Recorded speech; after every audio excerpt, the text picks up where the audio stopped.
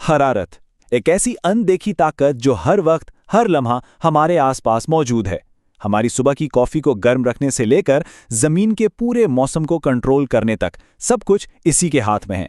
तो चलें आज हरारत के इसी गैबाना सफर को समझने की कोशिश करते हैं और देखते हैं कि ये हमारी दुनिया को आखिर चलाती कैसे है। अच्छा, कभी ये सोचा है कि सूरज की गर्मी 93 मिलियन मील का फासला, वो भी बिल्कुल खाली खला से गुजरकर हम तक पहुंचती कैसे? भाई वहां तो हवा तक नहीं है जो उसे यहां ले आए। है ना सोचने वाली बात। इसका जवाब वो हरारत के सफर करने के 3 बुनियादी तरीकों में छुपा हुआ है और आज हम उन्हीं को एक एक करके समझेंगे। तो सबसे पहले बात करते हैं ईसाल की, यानी कंडक्शन की। यह हरारत को एक जगह से दूसरी जगह भेजने का सबसे सीधा और शायद सबसे आम तरीका है। चलें देखते हैं कि यह काम कैसे करता है। कंडक्शन को समझने का बेहतरीन तरीका है डोमिनोज का खेल। जैसे एक डोमिनो गिरता है और अपने साथ वाले को गिरा देता है और फिर वो अगले को। बिल्कुल इसी तरह हरारत भी एक मॉलिक्यूल से दूसरे मॉलिक्यूल में ट्रांसफर होती है, सिर्फ छूने से। मतलब ये एक तरह का चेन रिएक्शन है। तवानाई बस एक से दूसरे को पास होती चली जाती है। अच्छा, अगर हम इसकी साइंसी तारीफ देखें तो कंडक्शन का मतलब है हरारती तवानाई का ऐसी चीज़ों के दरमियान मुंतकिल होना जो एक दूसरे से जुड़ी हुई हों, यानी डायरेक्ट फिजिकल कांटेक्ट में हों। बस ये याद रखने वाली बात है कि इसके लिए बराह रास्त राब्ता या डायरेक्ट टच लाजमी है। और ये हमारी रोज़मर्रा की ज़िंदगी में हर जगह नज़र आता है। कभी गौर किया है कि गर्म चाय के कप में रखा धात का चम्मच थोड़ी देर में खुद भी गर्म हो जाता है?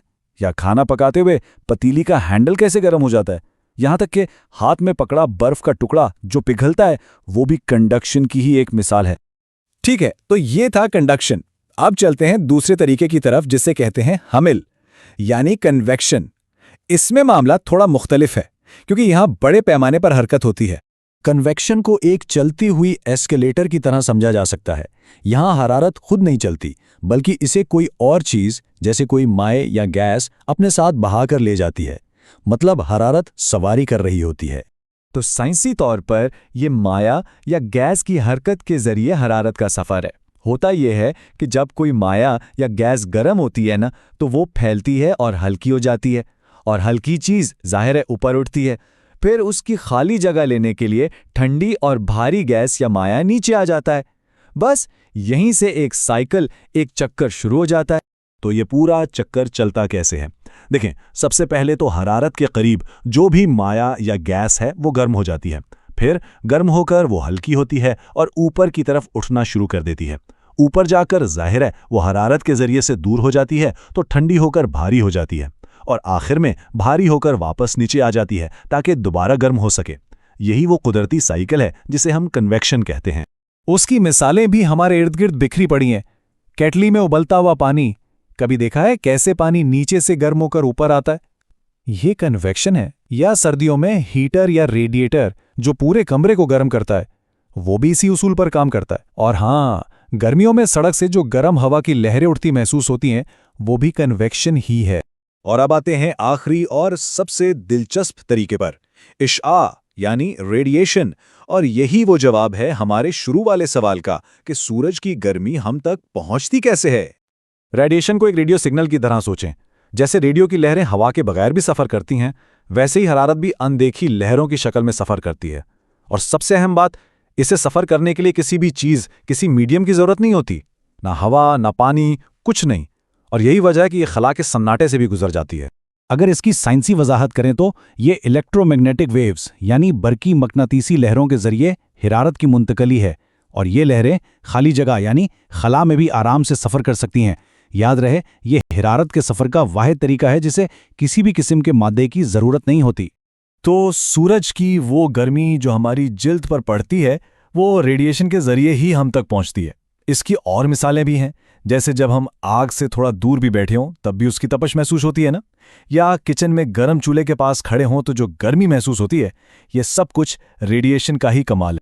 तो चलें इन तीनों का एक जल्दी से खुलासा करते हैं। पहला, कंडक्शन यानी बराए रास्त राब्ता, और इसे मीडियम चाहिए। दूसरा, कन्वेक्शन यानी माया या गैस का बहाव, इसे भी मीडियम चाहिए। और तीसरा, रेडिएशन यानी लहरों का सफर, और इसे किसी मीडियम की कोई जरूरत नहीं। बिल्कुल साफ और सीधा फर्क है। लेकिन कहानी यहां खत्म नहीं होती। एक बहुत दिलचस्प बात यह है कि हकीकी दुनिया में ये तीनों तरीके अक्सर अलग अलग काम नहीं करते, बल्कि ये तकरीबन हमेशा एक साथ एक टीम की तरह काम कर रहे होते हैं। इसको समझने के लिए कैंप फायर से बेहतर कोई मिसाल नहीं। जरा सोचें, हाथ में पकड़ी धात की सीख का गर्म हो जाना, ये है कंडक्शन। आग की शोलों से उठती हुई गर्म हवा और धुआं, ये है कन्वेक्शन। और कुछ फासले पर बैठे हुए भी चेहरे पर आग की तपिश महसूस होना, ये है रेडिएशन। देखा, तीनों एक साथ काम कर रहे हैं।